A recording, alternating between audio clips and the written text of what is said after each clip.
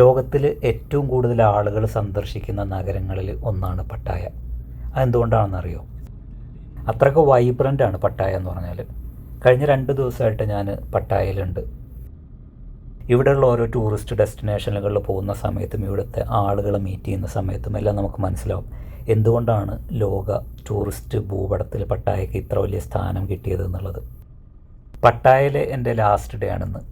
നാളെ രാവിലെ ഞാൻ ബാങ്കോക്കിലേക്ക് ട്രാവൽ ചെയ്യും. അപ്പോൾ പട്ടായ സിറ്റിയിലുള്ള കുറച്ച് കാഴ്ചകൾ കാണാമെന്ന് വെച്ചിട്ട് ഈവനിങ് ഞാൻ ഇറങ്ങി. പട്ടായയിലെ ഏറ്റവും ഭംഗിയുള്ള കാഴ്ചകൾ എന്തൊക്കെയാണെന്ന് വെച്ചാൽ, ഒന്ന് നൈറ്റ് ലൈഫും മറ്റൊന്ന് ശാന്തമായിട്ടുള്ള ബീച്ചുകളുമാണ്. നൈറ്റ് ലൈഫ് കഴിഞ്ഞ ദിവസങ്ങളിൽ നമ്മൾ എക്സ്പ്ലോർ ചെയ്തിട്ടുണ്ടായിരുന്നു. ഇനി ഞാൻ പോകുന്നത് പട്ടായ ബീച്ച് കാണുന്നതിനായിട്ടാണ്.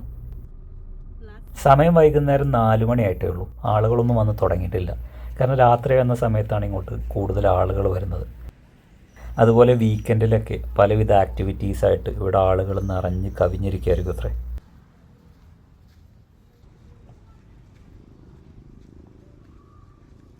ഇങ്ങനെയുള്ള ചെയറും അമ്പർലയൊക്കെ ടൂറിസ്റ്റുകൾക്ക് റെൻറ്റിന് കൊടുക്കാൻ വേണ്ടിയിട്ടുള്ളതാണ്.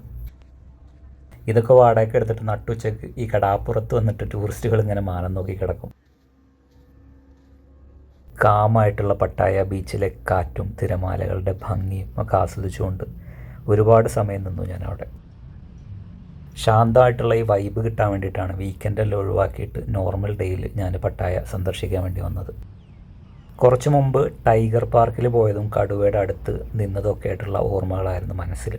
അതിങ്ങനെ ആലോചിച്ചുകൊണ്ടാണ് ഞാൻ ആ കടപ്പുറത്ത് കൂടെ നടക്കുന്നത്. ഈ ബീച്ച് വരുന്നത് പട്ടായയിലെ വാക്കിംഗ് സ്ട്രീറ്റിൻ്റെ അടുത്താണ്.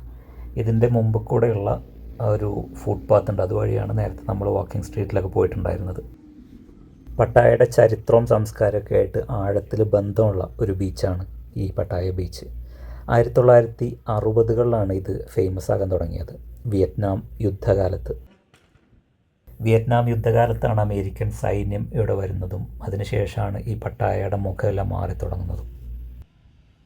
അതിനു മുൻപ് വെറും ഒരു മുക്കുവ ഗ്രാമമായിരുന്നു ഈ പട്ടായ എന്ന് പറഞ്ഞാൽ. വെറും മുക്കുവന്മാരും അവരുടെ കുടിലുകളും മാത്രമാണ് ഇവിടെ ഉണ്ടായിരുന്നത്. വെറുമൊരു മുക്കുവ ഗ്രാമമായിരുന്ന പട്ടായ എങ്ങനെയാണ് ലോക ഭൂപടത്തിൽ ഇടം പിടിച്ച പട്ടായ ആയി മാറിയത് എന്ന പരിവർത്തനത്തിൻ്റെ കഥ പട്ടായയിലെ തിരമാലകൾക്ക് എന്നോട് പറയാനുള്ളതായി തോന്നി.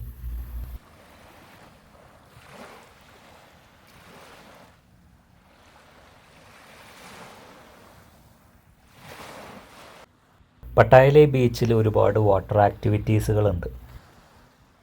വെള്ളത്തിലൂടെ ഓടിക്കുന്ന സ്കൂട്ടർ പോലെയുള്ളൊരു വാഹനം ഉണ്ടല്ലോ, ജെറ്റ് സ്കൈ എന്ന് പറഞ്ഞിട്ട്, അതാണ് ആ ചീറിപ്പാഞ്ഞു പോണത്.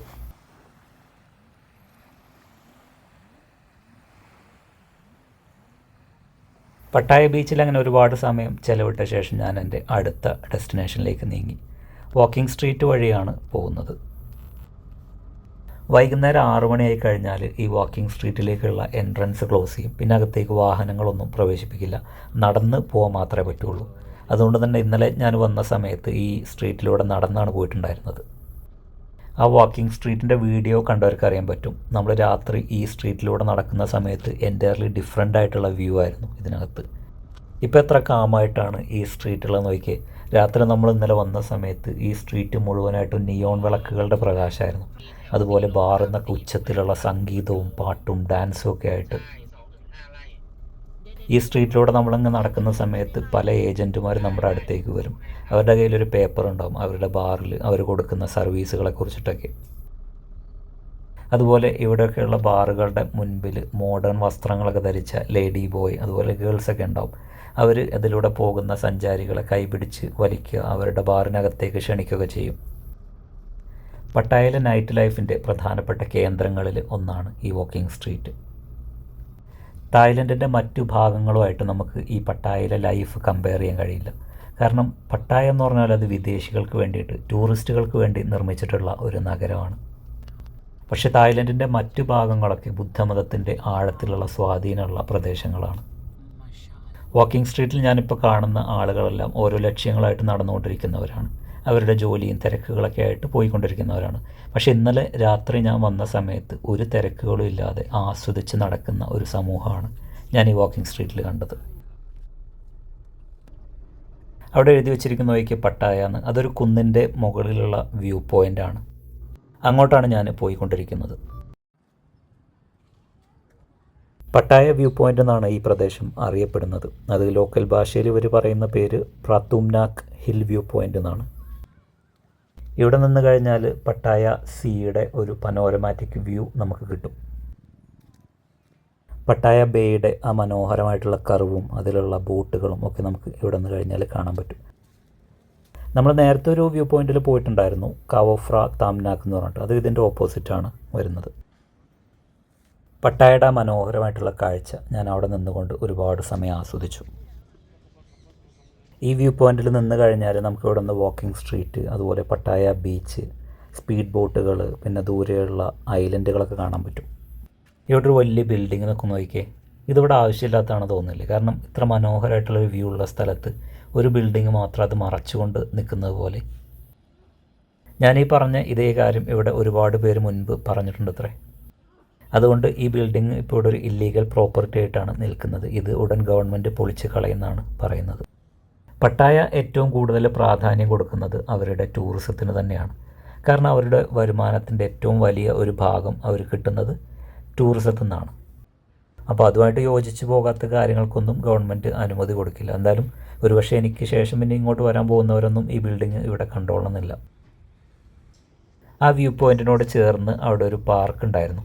അതിൽ ഇങ്ങനെ വ്യായാമമൊക്കെ ചെയ്യാനുള്ള ഒരുപാട് എക്യുപ്മെൻറ്റ്സ് വെച്ചിട്ടുണ്ട്. നാട്ടു റോട്ടിൽ നിന്നിട്ട് എന്താണ് അവർ ചെയ്യുന്നത് നോക്കിയേ. ഇതൊക്കെ പട്ടായയിലെ സർവ്വസാധാരണമായിട്ടുള്ള കാഴ്ചകളാണ്. വ്യൂ പോയിൻറ്റിലുള്ള കാഴ്ചകളൊക്കെ കണ്ട് ഞാൻ അടുത്ത ഡെസ്റ്റിനേഷനിലേക്ക് പോയിക്കൊണ്ടിരിക്കുകയാണ്. പട്ടായയുടെ നൈറ്റ് ലൈഫ് ആസ്വദിക്കാൻ വേണ്ടിയിട്ട് വിദേശികളും അതുമായിട്ട് ബന്ധപ്പെട്ട് ഉപജീവനം നടത്തുന്ന പട്ടായ നിവാസികളും ആ വഴിയിലൂടെ നടന്നു പോകുന്നത് എനിക്ക് കാണാമായിരുന്നു.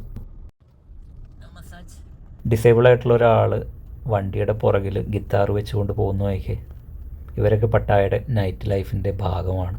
അങ്ങോട്ട് വരുന്ന സഞ്ചാരികളെ സന്തോഷിപ്പിക്കാനും അതുവഴി ഉപജീവനം നടത്തുന്നവരുമായിട്ടുള്ള ആളുകളാണത്. അവിടുന്ന് ഞാൻ നേരെ പോയത് പട്ടായയിലെ പ്രശസ്തമായിട്ടുള്ള ഒരു നൈറ്റ് മാർക്കറ്റിലേക്കാണ്. ഈ മാർക്കറ്റിൻ്റെ പേര് ജോംടീൻ നൈറ്റ് മാർക്കറ്റ് എന്നാണ്. അതുപോലെ ജോംടീൻ ബീച്ച് നൈറ്റ് മാർക്കറ്റ്, അങ്ങനെ ഒരു പേരും കൂടെ അതിനുണ്ട്. പേര് പോലെ തന്നെ രാത്രിയിൽ മാത്രം പ്രവർത്തിക്കുന്ന ഒരു മാർക്കറ്റാണിത്. പട്ടായയുടെ നൈറ്റ് ലൈഫിൻ്റെ ഒരു ഭാഗമാണ് ഇത്, ജോംതിയൻ നൈറ്റ് മാർക്കറ്റ്. ഇതിൻ്റെ പ്രത്യേകത എന്താണെന്ന് വെച്ചാൽ ഇത് പട്ടായയിലെ നൈറ്റ് ലൈഫ് സോണുകളിൽ നിന്ന് കുറച്ച് മാറിയിട്ടാണ് സ്ഥിതി ചെയ്യുന്നത്. പട്ടായയിൽ വരുന്ന വിദേശികൾക്ക് വേണ്ടിയിട്ടാണ് ഈ മാർക്കറ്റ് ഇവിടെ സ്ഥാപിച്ചിട്ടുള്ളത്. ലോകത്തിൽ ഏറ്റവും നല്ല തെരുവ് ഭക്ഷണങ്ങൾ കിട്ടുന്നത് എവിടെയാണെന്ന് വെച്ച് കഴിഞ്ഞാൽ അത് തായ്ലൻഡിലാണെന്ന് പറയാൻ പറ്റും. തായ്ലൻഡിലെ പട്ടായയിലും അതുപോലെ ബാങ്കോക്കിലൊക്കെയുള്ള തെരുവ് ഭക്ഷണശാലകൾ ലോകപ്രശസ്തമാണ്. അങ്ങനെയുള്ള തായ്ലൻഡിൻ്റെ തെരുവ് ഭക്ഷണങ്ങൾ കിട്ടുന്ന ഒരു വലിയ ഏരിയ തന്നെ ഇതിനകത്തുണ്ട്. പിന്നെ പഴങ്ങളും പച്ചക്കറികളൊക്കെ കിട്ടുന്ന ഒരുപാട് ഏരിയകൾ ഇതിനകത്തുണ്ട്. പിന്നെ സുവനീർസുകൾ ഉള്ള ഒരുപാട് ഷോപ്പുകൾ ഞാൻ കണ്ടു ഇവിടെ. തായ്ലൻഡിൽ വന്നിട്ട് സുവനീർസ് വാങ്ങിച്ചിട്ടുള്ളത് ഞാൻ ഇവിടെ നിന്നായിരുന്നു. കുറഞ്ഞ ചിലവിൽ സ്ട്രീറ്റ് ഫുഡ് വാങ്ങിക്കാനുള്ള ഒരു നല്ല ഓപ്ഷനാണ് നമുക്കിത്. അറിയാത്തവർ വന്നു കഴിഞ്ഞാലും പറ്റിക്കപ്പെടുന്നുള്ള പേടിയൊന്നും വേണ്ട. കാരണം ഭക്ഷണത്തിൻ്റെ ആണെങ്കിലും വിലയൊക്കെ അവിടെ അവർ എഴുതി വെച്ചിട്ടുണ്ടാവും. നല്ല സുവനീർസ് എവിടെ കിട്ടുക എന്നുള്ളത് ഇങ്ങനെ നോക്കി നടക്കുകയായിരുന്നു ഞാൻ. അപ്പോൾ അവിടെ ഒരു കട കണ്ടു. അവിടെ ഒരുപാട് നല്ല കളക്ഷൻസും കണ്ടു. തായ്ലൻഡിൽ വന്നു കഴിഞ്ഞാൽ ട്രഡീഷണൽ ആയിട്ടുള്ള എന്തെങ്കിലും സുവനീർസാണ് നമ്മൾ വാങ്ങാൻ ഉദ്ദേശിക്കുന്നുണ്ടെങ്കിൽ അത് ബുദ്ധൻ്റെ പ്രതിമയായിരിക്കും. ആ കടയിൽ ചെന്ന സമയത്ത് അവിടെ ഈ ഒഴിഞ്ഞ ബിയർ ബോട്ടിലുകൾ കണ്ടു. അതെന്തിനാണെന്ന് അറിയില്ല. ഇനിയിപ്പോൾ അതും വാങ്ങിക്കാൻ ആളുകളുണ്ടാവും. ഒരു നാട്ടിൽ വന്നു കഴിഞ്ഞാൽ ആ യാത്രയെ ഓർമ്മപ്പെടുത്തുന്ന എന്തെങ്കിലുമൊക്കെ ഒന്ന് കളക്ട് ചെയ്യുക എന്നുള്ളത് എൻ്റെ ഒരു ഹോബിയാണ്. അതിപ്പോൾ ഇങ്ങനെയുള്ള സുവനീർസ് തന്നെ വാങ്ങിക്കണം എന്നില്ല. ഇവിടെ നിന്ന് ഒരു കല്ല് പെറുക്കി പോയാലും മതി. അത് പറഞ്ഞപ്പോഴാണ് ഞാൻ ജോർദാനിൽ യാത്ര ചെയ്ത സമയത്ത് അവിടെ ഞങ്ങളുടെ ഗ്രൂപ്പിൽ ഒരു വ്യക്തി ഉണ്ടായിരുന്നു. അവർ ഇങ്ങനെ ഞങ്ങൾ പെട്രയിൽ പോയ സമയത്തും അല്ലെങ്കിൽ പല സ്ഥലത്ത് പോകുന്ന സമയത്ത് അവിടെ നിന്നൊക്കെ ഓരോ കല്ല് പെറുക്കും. അപ്പോൾ അവരുടെ കൂടെ ഉണ്ടായിരുന്ന ആൾ പറഞ്ഞു ഇങ്ങനെ പെറുക്കിയിട്ട് റൂം നിറയെ വീട്ടിൽ കല്ലുകളാണെന്ന്. കല്ല് ഞാനും പെറുക്കിയിട്ടുണ്ടായിരുന്നു കേട്ടോ. കെനിയയിൽ റിഫ്റ്റ് വാലിക്കുള്ളിൽ പോയ സമയത്ത് ഇങ്ങനെ അതിലൂടെ ഇങ്ങനെ നടക്കുന്ന സമയത്ത് ഇങ്ങനെ കറുത്ത് തിളങ്ങുന്നൊരു കല്ല് ഞാൻ കണ്ടു താഴെ. അപ്പോൾ അത് എന്താണെന്ന് ചോദിച്ച സമയത്ത് അത് ഈ വോൾക്കാനല്ലേ, അഗ്നിപർവ്വത സ്ഫോടനം, അങ്ങനെ പണ്ട് കാലത്ത് അവിടെ അഗ്നിപർവ്വത സ്ഫോടനമൊക്കെ ഉണ്ടായിട്ട് അതിൽ നിന്ന് വന്ന കല്ലുകളാണ് അത്ര അത്. ഒരു പ്രത്യേക നിറത്തിലുള്ള ആ കല്ല് ഭയങ്കര ഭംഗിയുള്ളതായിട്ട് തോന്നി എനിക്ക്. അപ്പോൾ അങ്ങനെ ഒരു കല്ല് ഞാൻ അവിടുന്ന് കളക്ട് ചെയ്തിട്ടുണ്ടായിരുന്നു. 150. Discount? No count 150 lah. You Madam Thai I know charm. Yeah. มันต้อง200 บาทไอ้ยูก็ต้องเขาอยู่แล้วแล้วไอ้ร้านเลย150 you know ไอ้เนี่ย200 บาทไอ้250. ഇതാണ് എനിക്ക് ഇഷ്ടപ്പെട്ടത്. 150 തായ് ബാത്താണ് ഇതിൻ്റെ വില അവർ പറഞ്ഞത്. അപ്പോൾ ഇതൊന്ന് ഞാൻ വാങ്ങിച്ചു. അത് വാങ്ങിച്ചു കഴിഞ്ഞ് ഞാൻ പിന്നെ പോയത് സീ ഫുഡിൻ്റെ സെക്ഷനിലേക്കാണ്. തായ്ലൻഡ് എന്ന് പറഞ്ഞാൽ പിന്നെ സീ ഫുഡ് ഇല്ലാത്തൊരു പരിപാടിയില്ല. Wide variety of sea food തന്നെയുണ്ട് അവർക്ക്. പട്ടായയിൽ വന്നു കഴിഞ്ഞാൽ നമ്മൾ മസ്റ്റായിട്ട് ട്രൈ ചെയ്യേണ്ടതാണ് ഇവരുടെ സീ ഫുഡ് വിഭവങ്ങൾ. ഇവരുടെ ട്രഡീഷണലായിട്ടുള്ള പല ഫുഡ് ഐറ്റംസും ഞാൻ ട്രൈ ചെയ്തു. അതിൽ ചിലത് എനിക്ക് ഭയങ്കരമായിട്ട് ഇഷ്ടമാവുകയും ചെയ്തു. പക്ഷെ ചിലത് എനിക്ക് അത്ര അങ്ങ് ടേസ്റ്റ് ഉള്ളതായിട്ട് തോന്നില്ല. കാരണം അവരുടെ മസാലയുടെയൊക്കെ സ്മെല്ല് ഒരു പ്രത്യേക രീതിയിലുള്ളതാണ്. പിന്നെ ഒരു ലിക്വിഡായിട്ട് അതിനുള്ളിലുള്ള മീൻ വിഭവങ്ങളൊക്കെ ചിലത് മുഴുവനായിട്ട് കുക്കാവാത്ത ടൈപ്പൊക്കെ ഉണ്ട്. അതൊന്നും എനിക്ക് അത്രത്തോളം അങ്ങ് ടേസ്റ്റ് ഉള്ളതായിട്ട് തോന്നിയില്ല. തായ്ലൻഡിൽ വന്നു കഴിഞ്ഞാൽ മസ്റ്റായിട്ട് ട്രൈ ചെയ്യേണ്ട കാര്യങ്ങൾ ഒന്ന് mango sticky rice, pad Thai ഒക്കെയാണ്. പിന്നെ ഇവിടെ ഈ വറുത്ത പ്രാണികളൊക്കെ കിട്ടും. ഈ പ്രാണികൾ ഇവർ ഫാമിൽ വളർത്തുന്നതൊക്കെയാണെന്നാണ് പറയുന്നത്. നല്ല പ്രോട്ടീൻ ഉള്ളതൊക്കെയാണ് അത്രേ. പക്ഷേ എനിക്ക് അത് കഴിക്കാനുള്ള മാനസിക ശക്തിയായിട്ടില്ല. അതുകൊണ്ട് ഞാൻ അത് ട്രൈ ചെയ്തില്ല. ജോംതേൻ നൈറ്റ് മാർക്കറ്റിലെ കാഴ്ചകൾ ആസ്വദിച്ചുകൊണ്ട് ആ വൈബിലൂടെ ഞാൻ അങ്ങനെ നടന്നു. രാത്രി കഴിക്കാനുള്ളത് ഇവിടുന്ന് വാങ്ങിക്കണം. പക്ഷേ എന്ത് വാങ്ങിക്കും എന്നുള്ളത് ആ കൺഫ്യൂഷനായിപ്പോയി.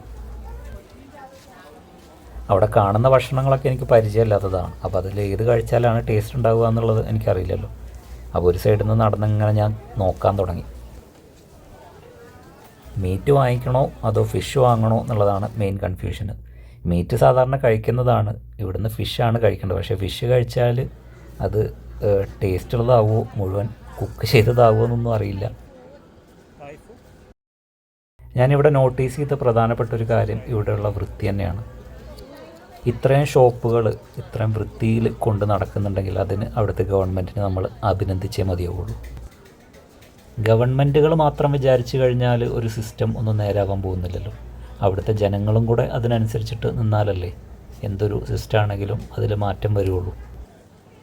തായ്ലൻഡിൽ നമ്മൾ കാണുന്ന കാഴ്ചകളും ഇവിടുത്തെ ആളുകളുടെ പെരുമാറ്റവും എല്ലാം അവരുടെ ഒരു സംസ്കാരത്തിൻ്റെ ഭാഗമാണെന്ന് തന്നെ പറയാം. നമ്മളൊരു കടയിലൊക്കെ കയറിയിട്ട് സാധനം വാങ്ങിച്ചിട്ട് പോകുന്ന സമയത്തൊക്കെ അവർ കൈകൂപ്പിക്കൊണ്ടാണ് നന്ദി പറയുക. അവരുടെ ഭാഷയിൽ അവർ നന്ദി പറയുന്ന വാചകം കൊക്കൂൺ എന്നാണ്. കൈകൂപ്പിക്കൊണ്ട് കൊക്കൂൺ എന്ന് പറയും. ഇതേ നോക്കി അവർ നന്ദി പറയുന്നത്. ഇവിടെ നമുക്ക് ഭക്ഷണം വാങ്ങിച്ചു പോകാനുള്ള ഓപ്ഷനാണ് കാണുന്നത്. പക്ഷേ ഇതിനുള്ളിൽ തന്നെ ഭക്ഷണം ഇരുന്ന് കഴിക്കാനുള്ള കുറച്ച് ഏരിയ ഞാൻ കണ്ടു. പലതരത്തിലുള്ള ഭക്ഷണങ്ങൾ അവിടെ കാണാൻ പറ്റുന്നുണ്ട്. പക്ഷെ ഞാൻ നോക്കി നടക്കുന്നത് പാഡ് തായ്, അതുപോലെ മാംഗോ സ്റ്റിക്കി റൈസൊക്കെയാണ്. തായ്ലൻഡിൽ വന്നു കഴിഞ്ഞാൽ മസ്റ്റായിട്ട് ട്രൈ ചെയ്യേണ്ട വിഭവങ്ങളായിട്ട് അതൊക്കെയാണ് ഞാൻ കണ്ടത്. പക്ഷേ ഇവിടെ നോക്കിയ സമയത്ത് ഞാൻ അതൊന്നും കാണുന്നില്ല. അവസാനം ഞാനൊരു കൺക്ലൂഷനിലെത്തിയത് ഫിഷ് വിഭവങ്ങൾ വേണ്ട, മീറ്റിലേക്ക് തന്നെ പോകാമെന്ന് വെച്ചു. അങ്ങനെ അവിടെ കണ്ടൊരു സ്റ്റാളിൽ ഞാൻ പോയി. അവിടെ ചിക്കൻ നഗറ്റ്സ്, ചിക്കൻ ബാൾ, അങ്ങനെ കുറേ വിഭവങ്ങൾ കാണുന്നുണ്ട്. അതിൻ്റെയൊക്കെ വില അവിടെ എഴുതി വെച്ചിട്ടുണ്ട് കേട്ടോ. 10 പീസിന് 60 ബാത്ത്, 6 പീസിന് 60 ബാത്ത്. ഒരു തായ് ബാത്ത് എന്ന് പറഞ്ഞാൽ ഏകദേശം 3 ഇന്ത്യൻ രൂപയാണ്. അപ്പോൾ വലിയ എക്സ്പെൻസീവ് ആണെന്നൊന്നും പറയാൻ പറ്റില്ല, എന്നാൽ അത്ര ചീപ്പുമല്ല. പട്ടായയിൽ ഞാൻ 2 ദിവസം സ്പെൻഡ് ചെയ്തു. ഇവിടെയുള്ള ഏകദേശം എല്ലാ മെയിൻ ടൂറിസ്റ്റ് ഡെസ്റ്റിനേഷനുകളും ഞാനിപ്പോൾ കവർ ചെയ്ത് കഴിഞ്ഞു. നാളെ രാവിലെ ബാങ്കോക്കിലേക്ക് ട്രാവൽ ചെയ്യാനാണ് പ്ലാൻ ചെയ്യുന്നത്. ഒരു വ്യത്യസ്തമായിട്ടുള്ള അനുഭവമായിരുന്നു ഇന്നെനിക്ക് പട്ടായയിൽ. കുന്നിൻ്റെ മുകളിൽ കയറുന്നുകൊണ്ട് പട്ടായയുടെ ഭംഗി ഞാൻ ആസ്വദിച്ചു. കടൽ തീരത്ത് പോയിക്കൊണ്ട് ശാന്തമായിട്ടുള്ള ആ പട്ടായയെ ഞാൻ അനുഭവിച്ചു. ഇപ്പോൾ നൈറ്റ് മാർക്കറ്റിൽ വന്നുകൊണ്ട് പട്ടായയുടെ രുചി ഞാൻ ആസ്വദിക്കാൻ പോവാണ്. നമ്മൾ സിനിമയിലൊക്കെ കാണുന്ന പോലെ ഈ പട്ടായ എന്ന് പറഞ്ഞാൽ ഒരു പാർട്ടി കേന്ദ്രം മാത്രമല്ല, കാഴ്ചകളുടെയും ചരിത്രത്തിൻ്റെയും പ്രാദേശിക ജീവിതത്തിൻ്റെ ഒരു സ്ഥലമാണിത്. തായ്ലൻഡിലെ കൂടുതൽ വിശേഷങ്ങൾ അടുത്ത വീഡിയോയിൽ നമുക്ക് കാണാം. So thanks for watching the video. By.